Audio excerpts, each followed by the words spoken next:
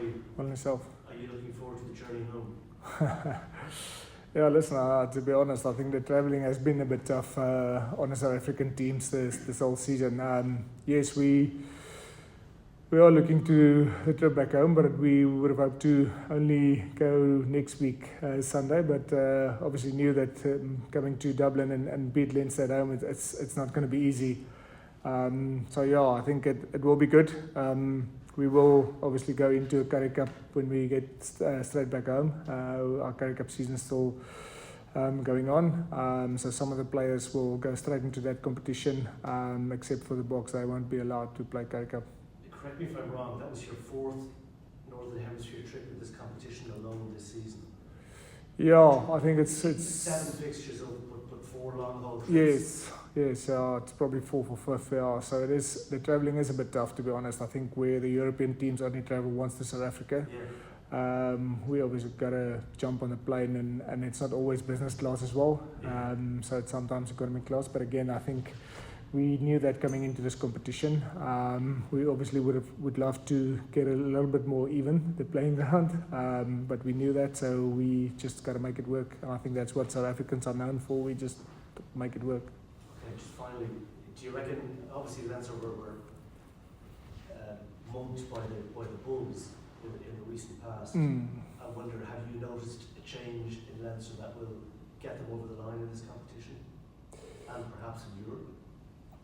You're talking about Leinster now? Leinster, yes, I beg your pardon. Yeah. Listen, I think, yes, they're quality side, and I think any mistake from your side, they get on top of you and they punish you for it. I think we obviously look at the last few games that I played, except for the ones in South Africa. It's amazing how they almost put pressure on the teams to concede yellow cards. Coming into this competition, or coming into this game, the last 4 games, they forced the opposition conceding 7 yellow cards. I think the only team that only conceded 1 yellow card was the Stormers in that 23-all draw. So we knew that they play that type of pressure game that almost forces you to make mistakes and then concede yellow cards. And they've done it to us again tonight. So it was a bit frustrating seeing that we conceded those 2 yellow cards. But I think that's how good they are as a team. They get on top of you and they stay on top of you and they penalise any mistakes that you make. So and we felt it tonight. Got off to a pretty good start, an excellent try. Yeah. And you were close after again to getting another score. Did you feel if you had got that score, the second score, maybe you would have put Leinster under a bit of pressure then, and maybe the result would have been an awful lot closer? Yeah, listen, I think this game is a game of momentum and also mental energy. I think if you take your opportunities in a game, it gives you that positivity and it gives you a bit of momentum. And I think we had an opportunity 5 meters from a try line with our maul, which we didn't score, which is a big almost momentum swing and mental swing for us in that game. And then even just before halftime, we had another opportunity, and I think that's what makes Leinster such a good team. They take those opportunities, and unfortunately for us, we couldn't take those opportunities and try to just get a bit of momentum in this game. But like you said, I think a good start. Unfortunately, we conceded that yellow card, conceded 2 tries in a time with a yellow card, which is always going to be tough when you play against a quality side like Leinster if you only have 14 players on the field. And on the broader context, you mentioned the whole travel thing there. Obviously, this season was your first time in the European competition. Did that make it tough for all South African teams? Did it make it tough for your own team, just having to with the travel and that being an extra competition? Yeah, it makes it tough because sometimes you'll play here in Europe in a URC game, have to fly back to South Africa to play in a championship game and then come back again to play the away championship game. So it does make it tough. I think in terms of managing your squad, it's also tough because you obviously understand that you can't play all the games with your top team and think you'll stay on form and have a good performance. So I think they are looking at it to see how they can make it better for the South Africans in terms of travelling. But it is going to be difficult to do that. It's been good, and I think one of the lessons that we learned from this competition, if you want to go into semis and finals, you got to get your knockout status at home. So it means you got to be a lot better in your group stages to make sure that you finish higher up in the pools. Neil, we often ask Irish coaches if the advent of the South African sides to the URC has been good for the competition. and uniformly to say yes it is, because it's raising standards, it's making for better competition, it's raising interest. I don't know, you're probably a little bit compromising what you can say about this, but do you think overall it's good for South African rugby as well? Yeah, I think it is really good for South African rugby. I think it's a different style that we're facing every weekend. Even getting into the Heineken Cup as well and playing some of the French teams, it's really good. You don't just face the same brand or same style of playing. I think on any given weekend you get a different team that plays the game a little bit differently. And obviously with us coming to Europe and playing in different conditions as well, I think it's something that we also don't often had in the past when we played in New Zealand or in Australia. So, and even getting the teams down to South Africa where we're familiar with our conditions and try to use it to our advantage. So I do think it's great for South African rugby. I think we'll probably only get the real answer after the World Cup this year to see whether it was good or not. But yeah, I think it's been good for South African rugby. I think just having to play all the different teams and different styles, I think we're definitely better for it.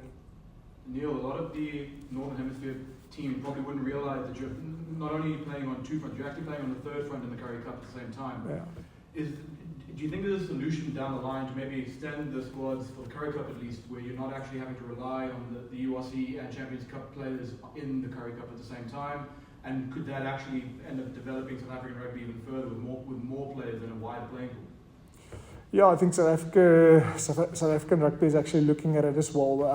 In some instances, it's actually good because the guys that's not part of the 23 this weekend can play in the Currie Cup and get some game time. So it's not a case of they miss out this weekend and don't play rugby at all. So, but I think what it makes difficult is if you pick up a few injuries and then you will have to rely on almost amateur club players to come into the Currie Cup and play at that level with some of the guys that's at URC level. So just different skill levels that you then have to coach and make sure that you try and get everybody on the same page before you get into that game. So it is tough. Like I said, I think from a player management perspective, it is tough to be involved in 3 competitions and make sure that you don't overplay some of the players and that you also give enough time, game time for some of the other guys that maybe is not regulars in the URC and a championship cup.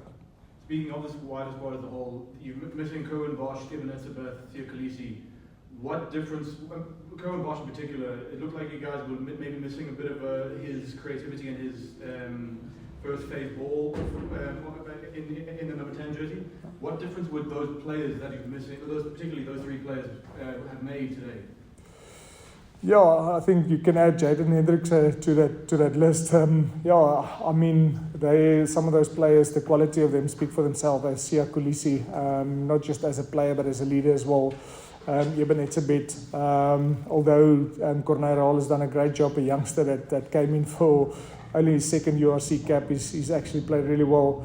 Yeah, and then Buta, I think Buta is a quality 10 as well, but he's played 15 for the last 10 games, so he haven't played 10 for a while. So I do think he really tried his best, but I think maybe just not enough time in that position over the last few games to really get him confident to be in that position and to take charge of the team and be the general of the team in this game. But I think he's obviously tried hard. Yeah, so you will always hope that you can get your best team to play Leinster, especially if it's away in Dublin.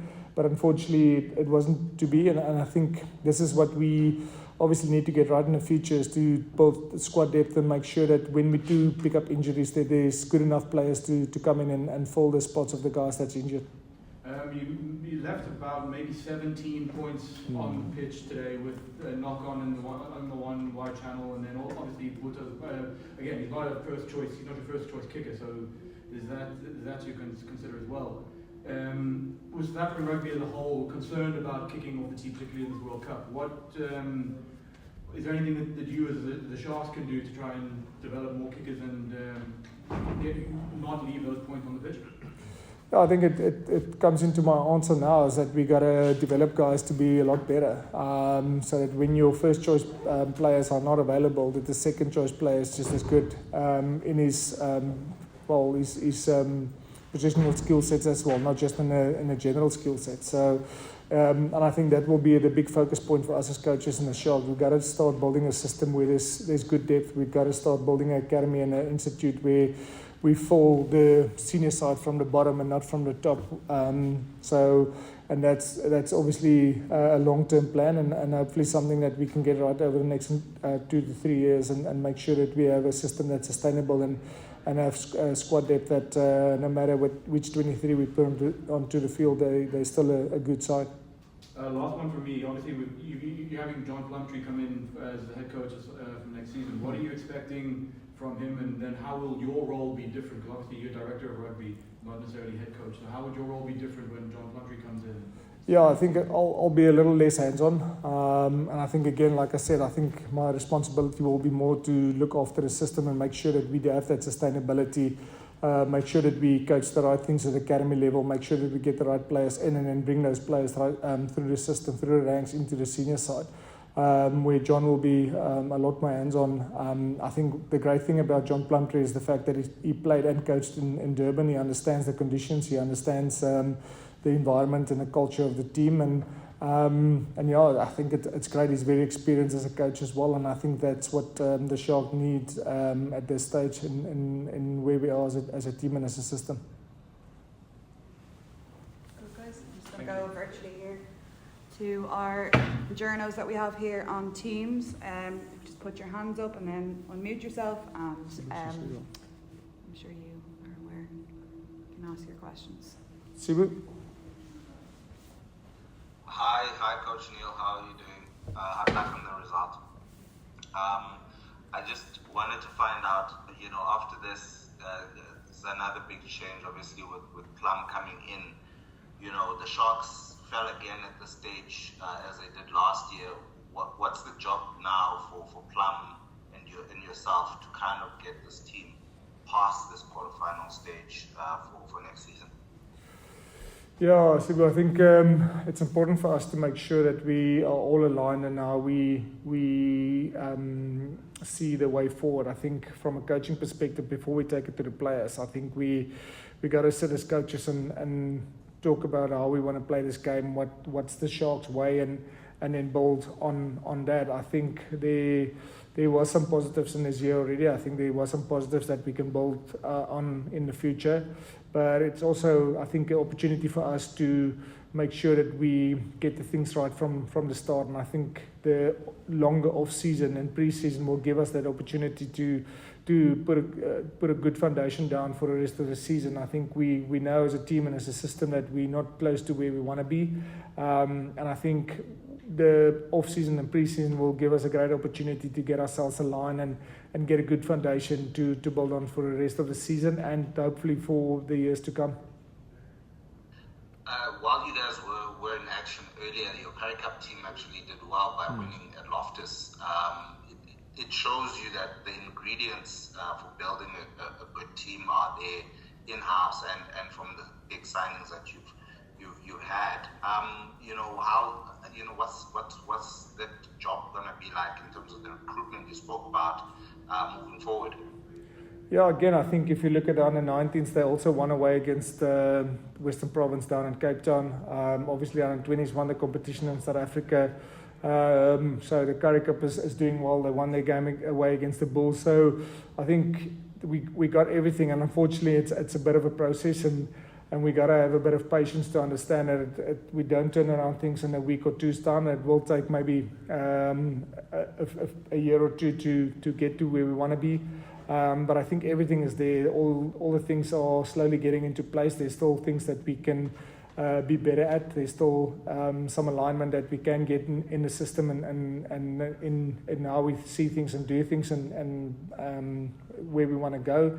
But I think we can already see that there's steps in the right direction with what happened in the system and the success we had in the system now over the last few months already. Final one for me, just on tonight, having scored so early after 6 minutes, and then not registering a point. I know there was a disallowed try by Rowan Janssen van Rensburg, but the guys sort of lack belief at any stage, and after that fast start, that great try by Grant Williams, you would have thought that would have revved you guys up, but it just didn't click for you as it could have done. Yeah, again, great start, but unfortunately the yellow card that we conceded in that first half was costly. They scored 2 tries in that time, and even at halftime the guys still had belief that we can be competitive in the second half, and we maybe have a chance to be successful. And again, it comes down to opportunities. I think having an opportunity just before halftime, even at 3 points would have made a difference. I mean, it would have taken us within 2 scores instead of 3. And it's small things in the game that actually gives you a bit of belief and momentum, and also mentally get you into a positive. So I think we just weren't clinical enough. I think we had a few opportunities that we missed out there, first and second half. And again, if you play against a quality side like Leinster and you concede 2 yellow cards, they're always going to punish you for it. And they actually scored 3 tries in the 20 minutes that we only had 14 players on the field.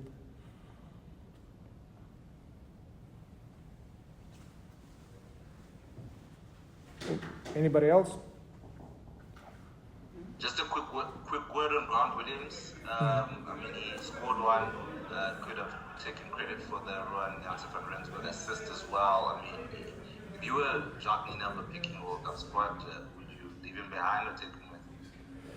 Yeah, listen, I can't make decisions on behalf of Jacques Nienaber, but I'll select him anytime in a Sharks team. I think he's a player that's on form. I think he showed what he's capable of in the last few games that he played and started for the Sharks in the URC and in the EPCR. He is a brilliant player. I think he creates opportunities. He always asks questions of the defence, especially around the breakdowns. And he almost reads the game one step ahead as well. So he gets himself into positions where he can support players and